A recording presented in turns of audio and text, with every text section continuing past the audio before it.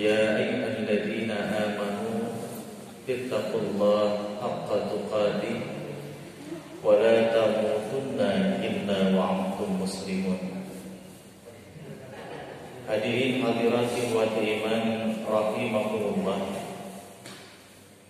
Alhamdulillah, puji syukur marilah kita panjatkan kehadirat Allah tabaraka wa taala. Berkat limpahan rahmat dan karunia hidayah darinya, kita dapat kembali berkumpul, bermuajahah dan bersilaturahim dalam rangka bertaqarrub ilallah, mendekatkan diri kepada Allah Jalla wa'ala dalam bentuk ibadah, yaitu ibadah talabul ilmi. Mudah-mudahan Allah Subhanahu wa ta'ala berkenan mengkaruniakan kepada kita ilmu yang bermanfaat sehingga mampu kita amalkan dan menjadi bekal untuk menghadap kepadanya kelak di yaumil akhir. Hadirin hadirat ikhwati iman rahimakumullah.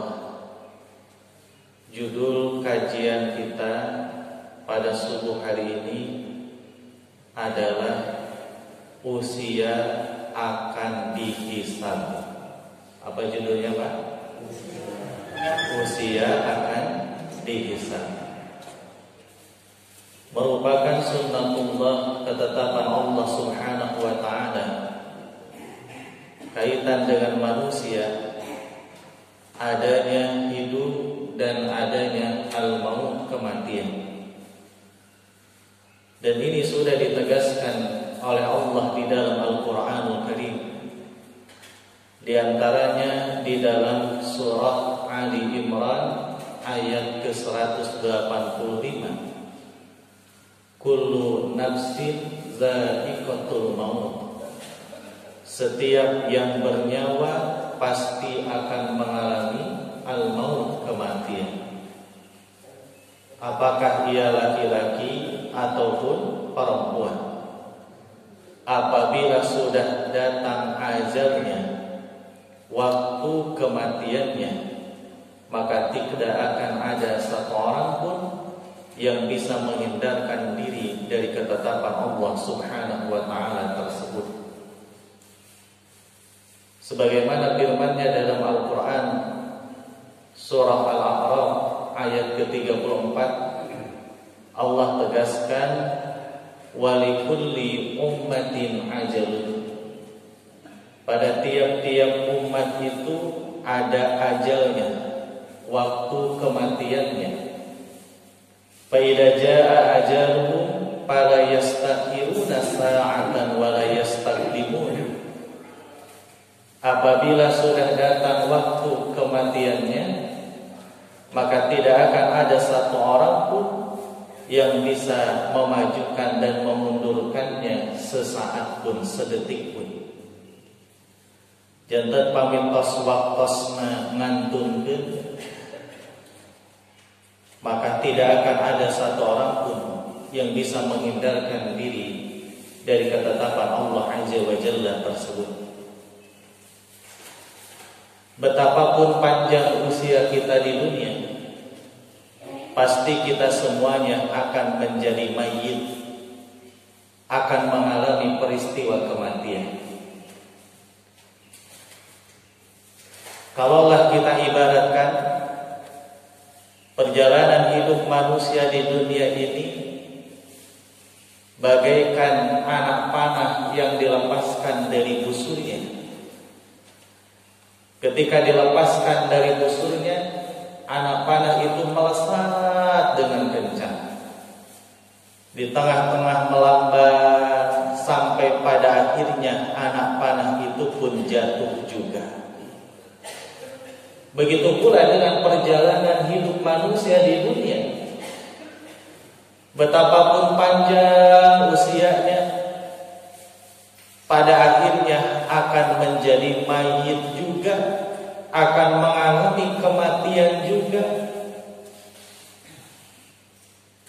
Di dalam hadis yang diriwayatkan oleh Al-Hakim dalam kitab Al-Mustadrak, Rasulullah sallallahu alaihi wasallam beliau menyampaikan nasihat dari malaikat Jibril alaihissalam.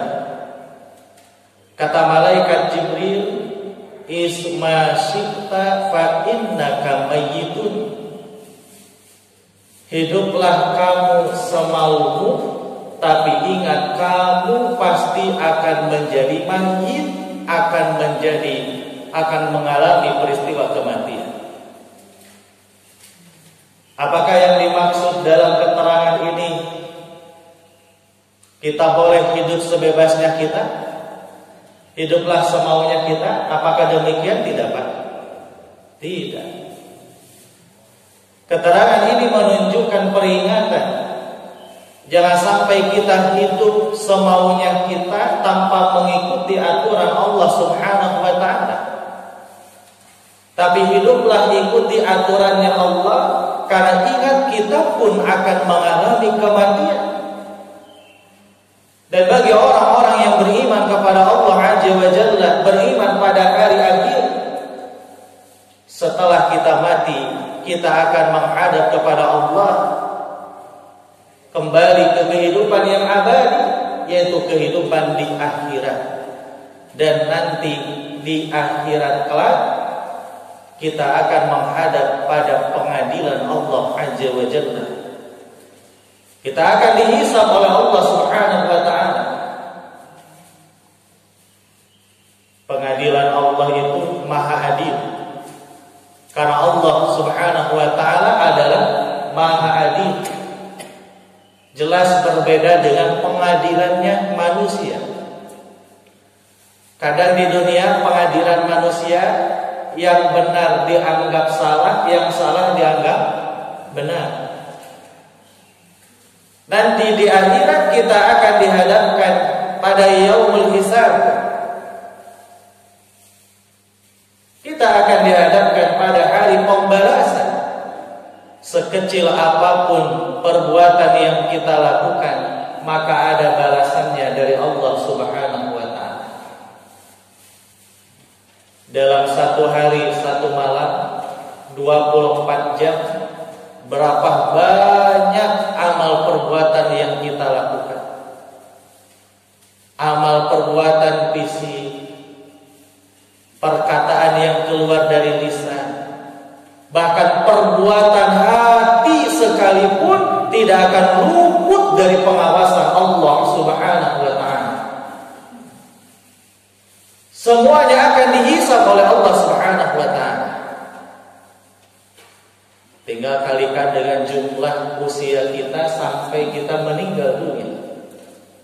Berapa banyak amal perbuatan yang mesti kita pertanggungjawabkan di hadapan Allah Subhanahu wa ta'ala. Hadirin hadirat ikhwati iman rahimahullah. Makanya ketika Rasulullah sallallahu alaihi wasallam, beliau ditanya oleh salah seorang sahabat, dan keterangan ini tertera di dalam hadis yang diriwayatkan oleh Imam At-Tirmidzi. Di dalam kitab Sunan At-Tirmidzi disimpan pada Kitabul Juhud. Wahai Rasul, siapakah manusia yang paling baik itu? Dalam redaksi hadis ini Rasulullah sallallahu alaihi wasallam beliau menjawab, man tala umruhu wa hasuna amaluhu. Manusia yang paling baik itu adalah manusia yang panjang umurnya, tapi juga baik amal perbuatannya. Seseorang disebut baik, seseorang disebut mulia dalam keterangan dari Rasulullah sallallahu alaihi wasallam ini, ukurannya bukan harta, ukurannya bukan jabatan, ukurannya bukan warna kulit. Ukurannya adalah amal perbuatannya semasa hidup di dunia. Dan orang yang paling baik kata Nabi Muhammad sallallahu alaihi wasallam adalah orang yang panjang usianya dan dimanfaatkan usianya untuk beramal saleh. Baik amal perbuatannya. Bukan orang-orang yang Allah karuniakan nikmat usia yang panjang, tapi buruk amal perbuatannya. Apalagi ada orang yang Allah berikan usia yang pendek, ternyata amal perbuatannya juga buruk.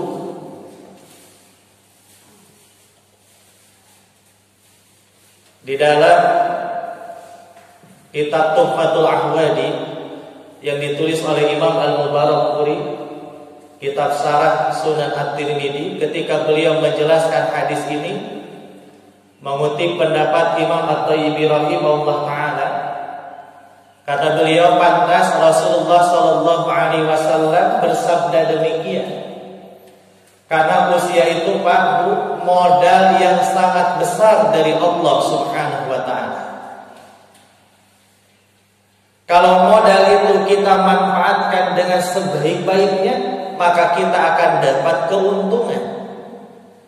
Tapi sebaliknya, apabila modal itu tidak dimanfaatkan dengan sebaik-baiknya, dapat untung tidak Pak? Yang ia dapatkan justru kerugian, bahkan terbalik modal.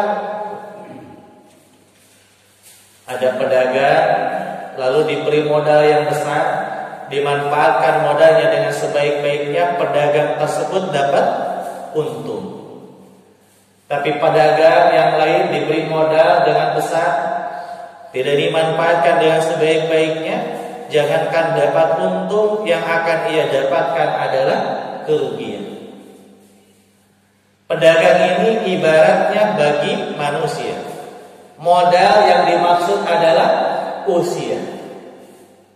Apabila modal yang besar, usia dari Allah Azza wa Jalla, kita manfaatkan dengan sebaik-baiknya, maka kita akan mendapatkan keuntungan di dunia dan keuntungan di akhirat. Dimanfaatkan dengan sungguh-sungguh beribadah kepada Allah Subhanahu wa ta'ala. Jaminan Allah di dalam Al-Quranul Karim, man amila amalan salihan, barang siapa yang beramal salih, min zakarin aw unsa, baik laki-laki ataupun perempuan, wa huwa mu'minun, dan dia beriman kepada Allah, falanuhyiyannahu hayatan thayyibah, maka akan kami berikan kepadanya kehidupan yang terbaik, hayatan thayyibah. Sebagian ulama menjelaskan hayatan thayyibah adalah hasanah di dunia dan hasanah fil akhirah. Mendapatkan kebahagiaan di dunia juga kebahagiaan di akhirat. Pak Bu, yakin tidak dengan jaminan dari Allah ini? Mesti yakin. Karena apapun yang datangnya dari Allah Subhanahu wa ta'ala itu adalah benar. Al-haqqu min rabbika fala takunanna minal mumtarin. Kebenaran itu datangnya dari Rabbmu, dari Allah. Janganlah kamu termasuk golongan orang-orang yang meragukan. Jadi jaminan Allah bagi orang-orang yang beriman, beramal saleh, hayatan thayyibah, kehidupan yang terbaik. Ia akan mendapatkan kebahagiaan di dunia dan kebahagiaan di akhirat.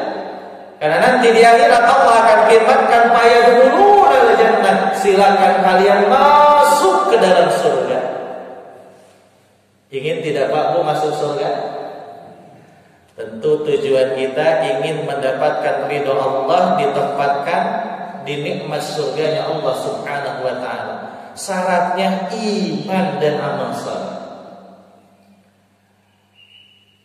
Hadirin hadirat ikhwati iman rahimakumullah. Makanya kalau ada sebagian kaum muslimin stres gitu, hidupna teh susah jeung susah we gitu, karena tidak menerima apapun takdir Allah tabaraka wa ta'ala, mungkin ia jauh dari keimanan dan amal saleh. Jadi apabila modal usia yang Allah karuniakan kepada kita, kita manfaatkan dengan sebaik-baiknya untuk beribadah kepada Allah, jaminan Allah, Allah akan karuniakan kebahagiaan di dunia dan kebahagiaan di akhirat. Untung tidak? Untung.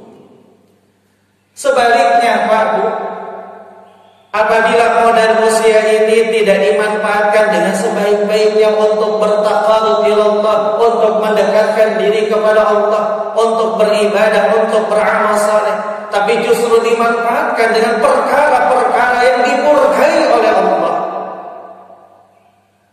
maka ia akan mendapatkan kerugian, kebinasaan, kecelakaan. Rugi di dunia dan rugi di akhirat. Di dunia jauh dari rahmat Allah, di akhirat dijamin mendapatkan siksa api neraka. Balik modal tetap tidak balik modal. Kalau sudah meninggal dunia, apakah ada orang yang bisa kembali ke kehidupan dunia ini? Tidak. Dan ketika terjadi yaumul qiyamah, hari kiamat, dunia ini dihancurkan oleh Allah Azza wa Jalla sehancur-hancurnya. Tidak ada lagi kehidupan di dunia. Maka pantas Rasulullah sallallahu alaihi wasallam beliau menyampaikan bahwa manusia yang paling baik itu manusia yang panjang usianya, tapi juga baik amal perbuatannya, yaitu amal saleh. Beliau memberikan nasihat yang masya Allah luar biasa. Dan nasihat ini disampaikan dalam hadis riwayat Al-Hakim dalam kitab Al-Mustadrak, bersumber dari sahabat Abdullah bin Abbas radhiyallahu anhu. Beliau bersabda, kata Rasulullah sallallahu alaihi wasallam, "Igtanim khamsan qabla khamsin." Ingatlah 5 perkara sebelum 5 perkara. Sering dulu ya Pak Bu, kita dengar ada judul lagu, ingat 5 perkara sebelum 5 perkara. Mungkin terinspirasi dari hadis Rasulullah sallallahu alaihi wasallam. Sabda Rasulullah sallallahu alaihi wasallam yang pertama, sababaka qabla haramika. Masa muda sebelum datang masa tuamu. Ada di antara sebagian kaum muslimin punya anggapan ketika masuk usia muda hidup masih panjang, sehingga yang dilakukan adalah perkara-perkara yang tidak bermanfaat. Apalagi ada sebagian orang yang melakukan perbuatan-perbuatan maksiat. Mumpung ora hirup lila keneh.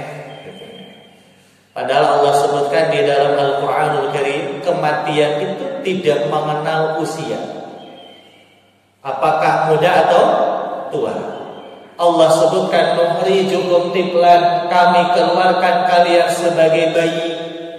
Summa litablughu asuddakum, kemudian kami antarkan kalian menjadi dewasa, usia muda dan mudi. Ketika masuk usia muda, jangan punya anggapan hidup masih panjang. Allah sebutkan, wa minkum may yutawaffa, ada di antara kalian yang kami wafatkan di usia muda. Anaknya meninggal dunia mendahului ibu dan bapaknya. Bahkan ada cucunya meninggal dunia mendahului kakek dan neneknya. Syarat mati bukan karena ketuaan. Mati karena ajalun, telah habis waktu hidupnya di dunia, dan itu atas takdir Allah, atas kehendak Allah Subhanahu wa ta'ala. Maka ini bagi generasi-generasi muda Islam, jangan sampai lalai dalam melaksanakan ibadah kepada Allah Tabaraka wa ta'ala. Pak Bu, saat ini banyak generasi muda Islam yang terjerumus pada perbuatan maksiat, jauh dari Allah Subhanahu wa ta'ala. Bahkan termasuk generasi-generasi yang jelek.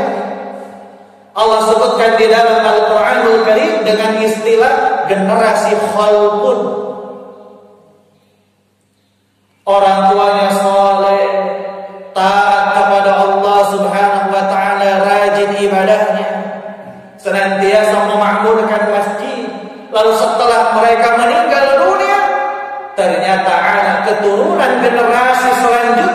tidak melanjutkan kebaikan amal saleh orang tua atau pendahulu mereka. Ini disebut generasi yang jelek. Allah sebutkan di antara kriterianya, yang pertama adaus shalah, generasi muda yang melalaikan salat. Yang kedua wattaba'us syahawat, dan generasi yang memperturutkan syahwatnya. Yang pertama Pak Bu, melalaikan sholat. Banyak atau sedikit kaum muda yang beragama Islam melalaikan sholat? Contohnya Pak Bu, dalam subuh berjamaah, diakui atau tidak diakui, rata-rata mayoritas nalika sholat subuh berjamaah nukau kurang kaperatos gempa orang yang sudah tua atau anak-anak yang masih muda. Duka kamana orangnya gitu. Saya yakin pas subuhan mah araya di mana teh.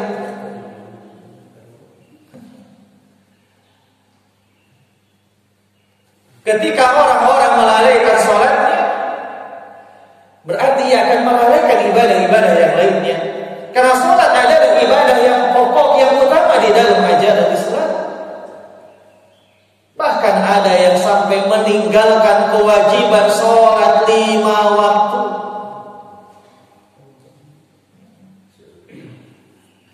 Di antaranya ya dalam sholat subuh dan sholat-sholat yang lainnya.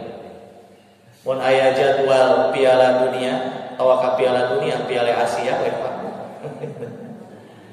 Masya Allah, semangatnya luar biasa. Tapi mun aya jadwal pengajian diumumkan, kadang merot gitu. Banyak di antara mereka rela bangun tengah malam, jam 2 malam, jam 1 malam, karena ada jadwal pertandingan bola. Tapi sedikit di antara mereka yang bangun tengah malam untuk membaca Al-Quran dan untuk melaksanakan sholat tahajud. Ketika buka Al-Quran berat rasanya.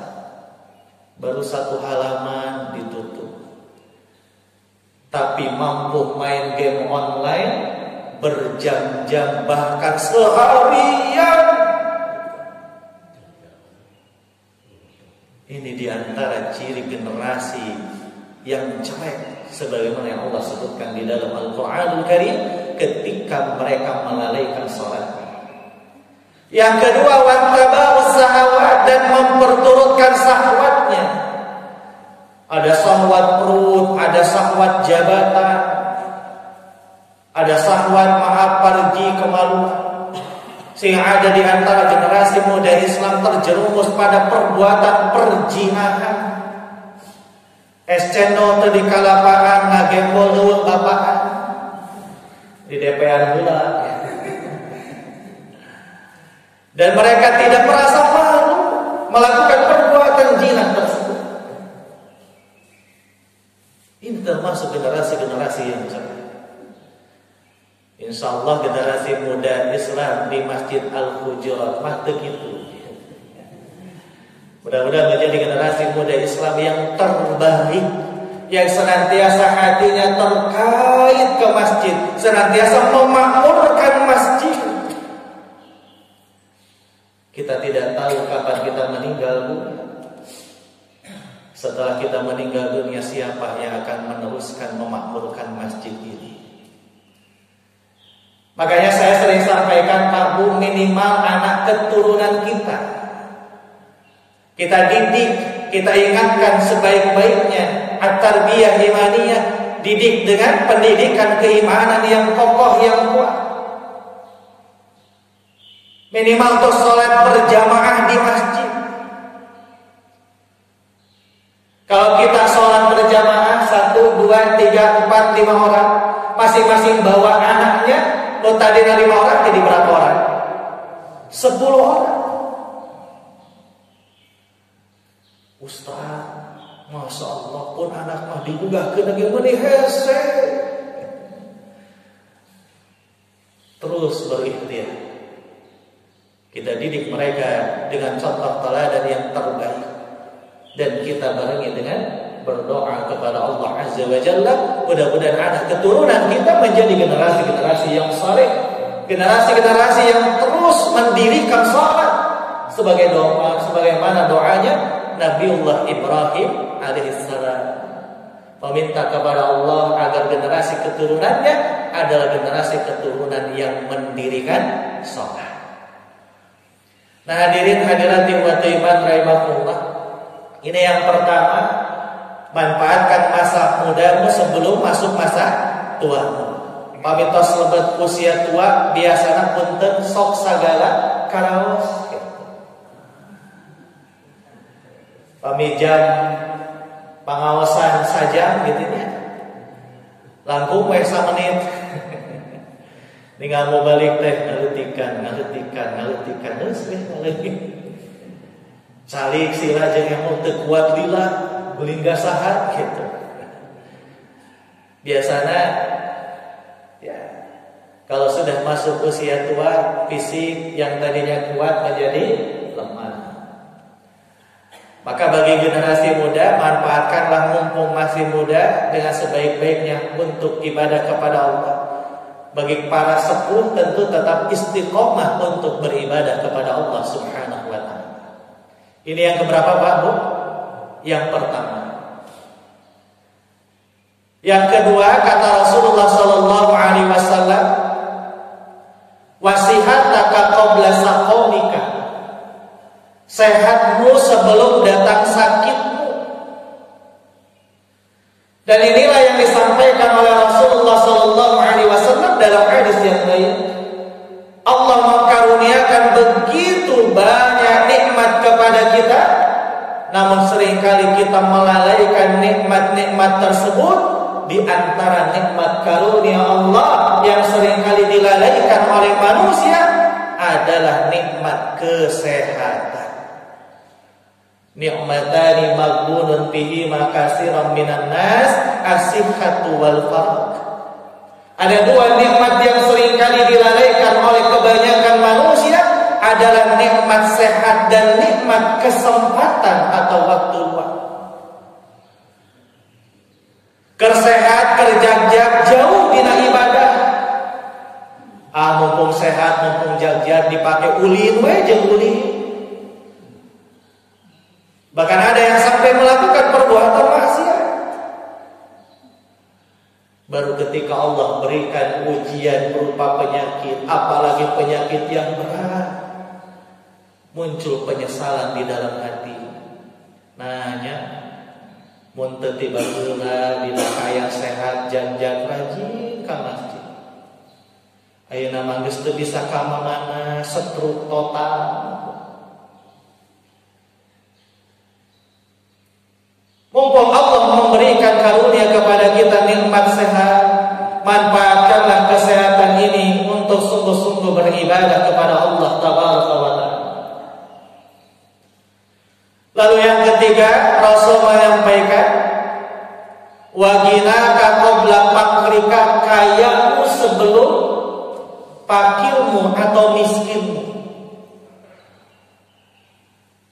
Ada di antara kaum muslimin ketika Allah karuniakan nikmat harta benda, ia merasa itu adalah hasil jerih payahnya sendiri, tidak ada kaitannya dengan Allah, sehingga tidak bersyukur kepada Allah, tidak mengeluarkan hartanya sebagiannya di jalan Allah Subhanahu wa ta'ala. Bahkan ia menjadi budak dunia, budak harta. Ingatlah, hidup manusia tidak diam dalam satu keadaan. Hidup manusia itu akan senantiasa berputar. Wa tilkal ayyamu dawiluha bainan nas, dan kami perputarkan di antara manusia agar mereka mendapatkan pelajaran. Hidup tidak selamanya kaya, satu saat akan Allah uji dengan kekurangan. Yang saat ini hidupnya serba kurang, mesti yakin satu saat akan mengalami kecukupan, karena hidup tidak selamanya kurang. Karena hidup manusia mah baris muter, tidak tetap dalam satu keadaan. Kadang ada di antara sebagian kaum muslimin Allah karuniakan sebagian harta yang banyak, bahkan merasa berat mengeluarkannya untuk infak di jalan Allah. Contoh Pak Bu, dirasaku teh ayat 100.000, ayat 50.000, ayat 20.000, ayat 2.000 lewat encelek milik mana?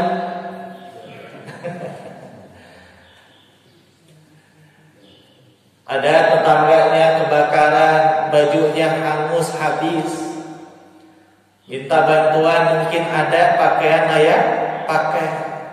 Pas dibuka lomari, baju teh ngadadak alus kabeh. Duh ieu alus kene lebar, ieu alus kene lebar.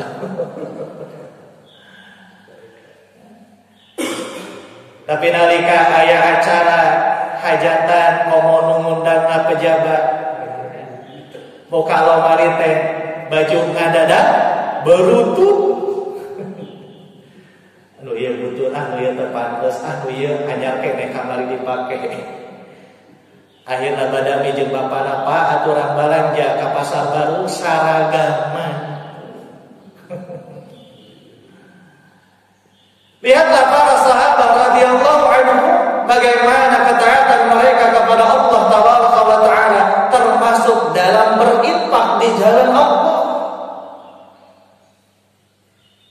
Umar bin Khattab radhiyallahu anhu, beliau datang di hadapan Rasulullah, "Wahai Rasulullah, saya akan menginfakkan 50% harta saya untuk Islam karena Allah." Tahu-tahu datang Abu Bakar As-Siddiq. Kata Abu Bakar As-Siddiq, "Wahai Rasulullah, saya akan menginfakkan 100% seluruh harta saya untuk Islam karena Allah." Masya Allah, berlomba-lomba di dalam ibadah kepada Allah Subhanahu wa ta'ala. Ditanya oleh Rasulullah, "Lalu apa yang akan kau tinggalkan untuk istri dan anak-anakmu?" Maka beliau mengatakan, "Cukup Allah dan Rasul." Cik di urang aya mesti ke Abu Bakar jeung Umar bin Khattab. Segala belumnya Pak. Dan betul, jaminan Allah bagi orang-orang yang berinfak di jalan Allah tidak akan memiskinkan mereka. Tercukupi terus kebutuhan. Dulu di masa Rasulullah, Pak, Rasulullah Shallallahu Alaihi Wasallam pernah didatangi salah seorang tamu, dan tamu ini dalam keadaan kelaparan. Lalu Rasulullah Shallallahu Alaihi Wasallam menanyakan kepada istrinya, "Wahai istriku, adakah makanan untuk dijamukan kepada tamuku ini?" Kata istri Rasulullah, "Wahai Rasulullah, di rumah hanya ada air bening tok, hanya ada air bening tok." Bismillah.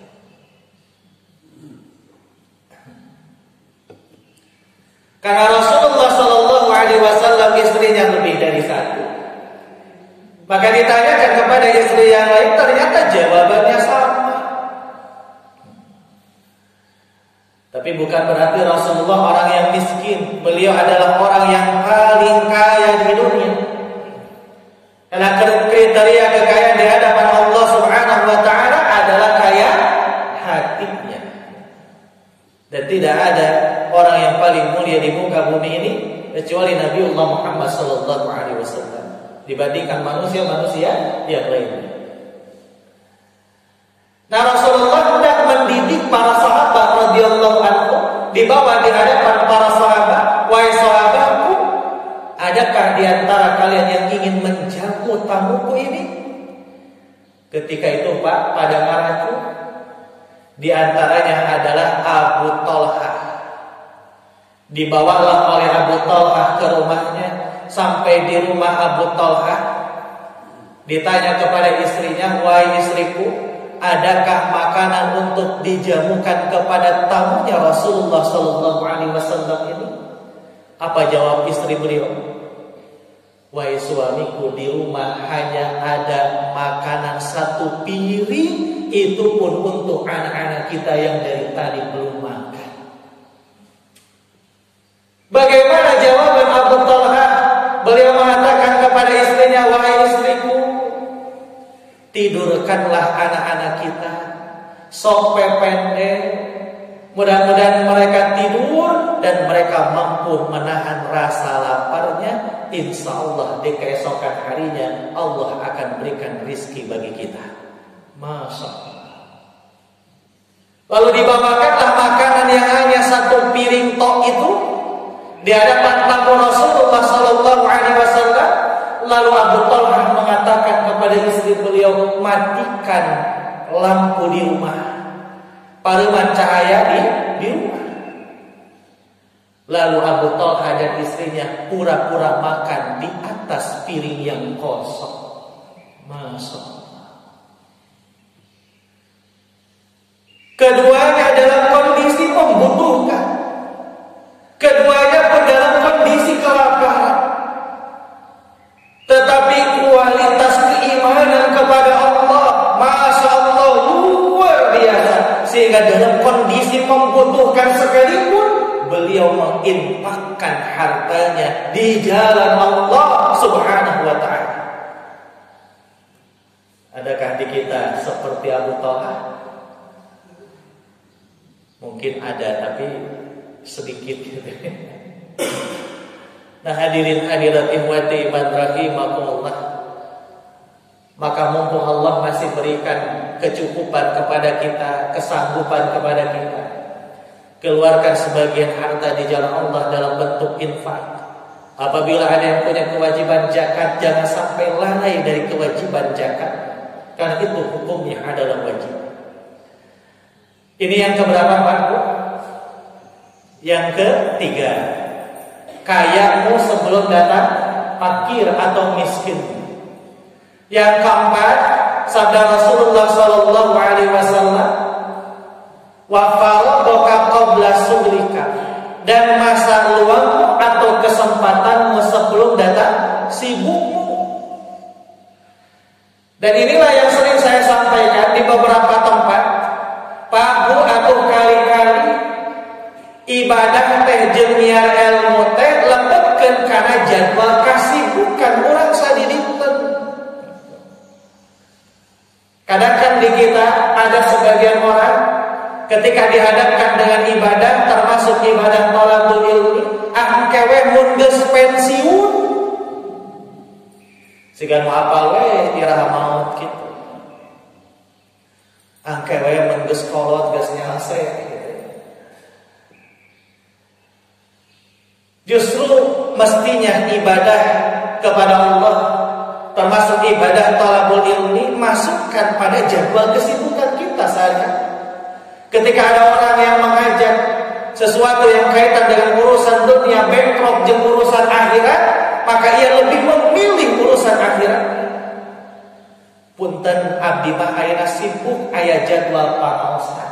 Sanes dibalik diajak ngaji, ayo orang ngaji, punten sibuk aya jadwal main bola, aya jadwal balaja dan seterusnya. Padahal aos mung saminggu sakali. Tapi seringkali banyak orang yang justru melalaikan ibadah thalabul ilmi dan tentu ibadah-ibadah yang lainnya. Yang kelima, sabda Rasulullah sallallahu alaihi wasallam, "Wa hayataka qabla mautika," dan hidupmu sebelum datang kematianmu. Kalau sudah datang ajal menjemput kita dalam keadaan sakaratul maut, tidak ada pertobatan yang bisa diterima oleh Allah Azza wa Jalla. Tidak ada penyesalan yang berarti bagi kita. Maka mumpung Allah masih berikan nikmat hidup di dunia sebelum datang ajal menjemput kita, manfaatkanlah dengan sebaik-baiknya untuk ibadah kepada Allah. Pamitos dina kahayang sakaratul maut mahfad. Tidak ada penyesalan yang berarti. Tidak ada pertobatan yang akan diterima oleh Allah Azza wa Jalla dalam keadaan sakaratul maut. Apalagi setelah ia mengalami kematian. Allah Subhanahu wa ta'ala menjelaskan dalam Quran surah Fatir ayat ke-37. Surah Fatir surah keberapa Pak? Boleh datang lama enggak?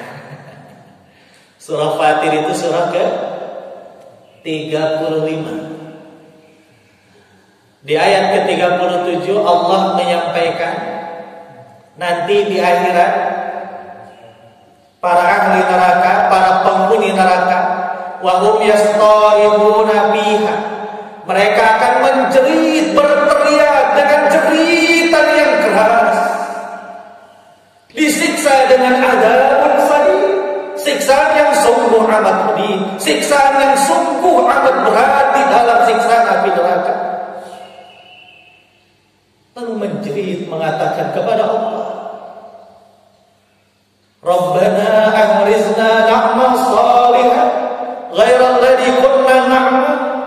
Ya Allah, ya Tuhan kami, keluarkanlah kami dari api neraka ini. Kami akan beramal saleh. Kami tidak akan berbuat amal perbuatan yang dulu biasa kami lakukan di dunia. Mereka menjerit, meminta kepada Allah dikembalikan ke kehidupan dunia untuk memperbaiki amal perbuatan mereka. Apa jawaban Allah Subhanahu wa ta'ala? Allah menjawab, awalam nu'ammirkum may yatadakkaru man tadakkar. Bukankah dulu sudah kami panjangkan usia kalian, usia yang cukup untuk berpikir? Kenapa kamu tidak berpikir? Ada yang Allah berikan usia sampai 60 tahun. Ada yang Allah berikan usianya sampai 70 tahun. Bahkan ada yang lebih dari 70 tahun. Ada yang 80 tahun. Apakah usia itu belum cukup untuk memperbaiki diri menjadi hamba-hamba Allah yang lebih baik, yang lebih beriman, bertakwa kepada Allah Subhanahu wa ta'ala? Berapa banyak lagi usia yang mesti Allah berikan untuk memperbaiki diri kita di hadapan Allah Subhanahu wa ta'ala? Kata para ulama, ayat ini menjadi dalil bahwa nanti di akhir Allah akan menjadikan usia manusia sebagai hujjah untuk menjawab penyesalan para ahli neraka, manusia-manusia yang diazab, disiksa oleh Allah di dalam siksaan api neraka. Bukankah Allah sudah berikan kesempatan usia yang panjang? Kenapa tidak dimanfaatkan dengan sebaik-baiknya? Sekalipun menjerit, berteriak dengan teriakan yang keras, menyesali perbuatan semasa hidup di dunia, meminta kepada Allah, ya Allah, ya Tuhan kami, kembalikanlah kami ke kehidupan dunia untuk memperbaiki amal perbuatan kami. Itu tidak ada artinya. Allah akan berfirman, silakan rasakan azab siksaan kami yang berat di dalam api neraka, yang di dalamnya tidak ada satu orang pun penolong bagi orang-orang yang zalim. Hadirin hadirat ikhwati iman rahimahullah. Jadi usia kita akan dihisab oleh Allah. Bahkan usia kita akan dijadikan hujjah oleh Allah nanti di yaumil qiyamah. Nanti di hari akhir. Bukankah Allah sudah panjangkan usia kita? Usia yang cukup untuk berpikir, usia yang cukup untuk memperbaiki diri. Mudah-mudahan kita menjadi hamba-hamba Allah yang bertambah jumlah bilangan usia, tapi bertambah pula keimanan dan amal saleh kita di hadapan Allah Subhanahu wa taala. Hadirin hadirat ikhwati iman rahimakumullah. Terakhir saya akan sampaikan nasihat Rasulullah sallallahu alaihi wasallam di hadapan Abdullah bin Umar radhiyallahu anhuma. Beliau bersabda, "Kun fi dunya ka'annaka gharibun aw 'abirus sabil." Beradalah kamu di dunia seperti orang asing, bahkan syukur-syukur seperti orang yang numpang lewat. Maksud sabda Rasulullah sallallahu alaihi wasallam ini, sebagaimana dijelaskan oleh Ibnu Hajar Al-Asqalani rahimahullah taala, kehidupan di dunia adalah kehidupan yang sementara, bahkan kehidupan yang hanya sebentar. Pada akhirnya kita akan kembali kepada Allah. Inna lillahi wa inna ilaihi raji'un. Sesungguhnya kita ini adalah milik Allah, dan kita semuanya akan kembali kepada Allah Subhanahu wa ta'ala. Banyak berbagai peristiwa kematian yang kita saksikan, baik di lingkungan keluarga kita, baik di lingkungan tetangga kita. Bahkan ada sebagian saudara-saudara kita yang wafat dalam keadaan tertimpa musibah bencana dari Allah. Berbagai peristiwa kematian.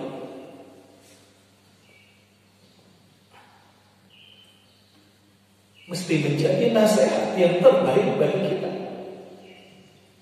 bahwa kita pun akan meninggal dunia, bahwa kita pun akan menghadap kepada Allah Subhanahu wa ta'ala. Mohon doa pun guru Al-Ustaz Eka Permana. Tadi malam beliau wafat, meninggal dunia di usianya masih muda. Mudah-mudahan beliau mendapatkan tempat terbaik di sisi Allah Subhanahu wa ta'ala.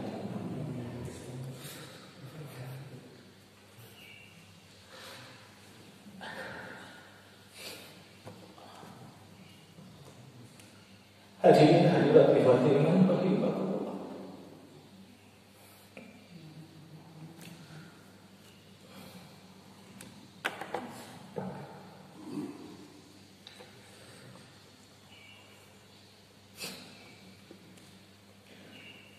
Bertambahnya bilangan usia, bergantinya tahun, bagi kita hamba Allah yang beriman kepadanya, mesti disikapi dengan perbaikan amal.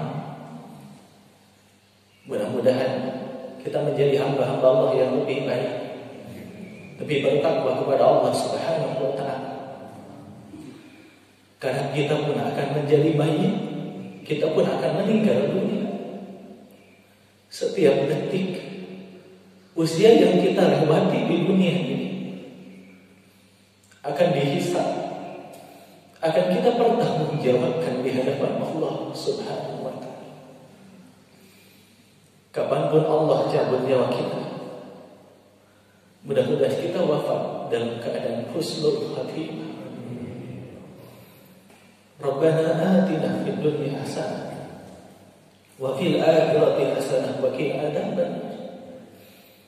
Rabbana wa taqabbal du'a. Aqulu qawli hadza wa astaghfirullah li wa lakum. Wassalamu alaikum warahmatullahi wabarakatuh.